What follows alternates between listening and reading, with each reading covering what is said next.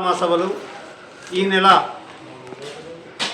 23, 24 తేదీన ఆత్మకూరులో జరుగుతున్నాయి కాబట్టి జిల్లా వ్యాప్తంగా ఉన్నటువంటి సిపిఐ శ్రేణులు అధిక సంఖ్యలో పాల్గొని ఈ మహాసభను జయప్రదం చేయాల్సిందిగా కోరుతున్నాం.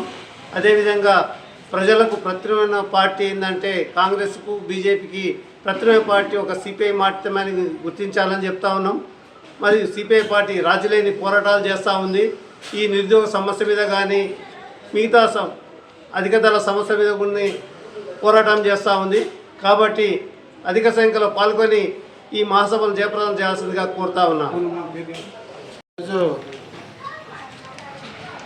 మన ఆత్మకూరు మండల కేంద్రంలో సిపిఐ జిల్లా 3వ మహాసభను జయప్రదం చేయాలని కరపత్రాల విడుదల ప్రోగ్రాంలో ఈ మహాసభల ఉద్దేశం ఈ రాష్ట్రంలో ఈ దేశంలో ఉన్నటువంటి సమస్యలు పరిష్కారానికై జూలై 23, 24 తేదీల్లో జరుగు భారత కమ్యూనిస్ట్ పార్టీ మహాసభలను జయప్రదం కోసం ప్రజలకు అలాగే సిపిఐ శ్రేణులకు కార్మికులకు కర్షకులకు అందరికి కూడా తెలియజేస్తున్నాం. ఈరోజు అలాగే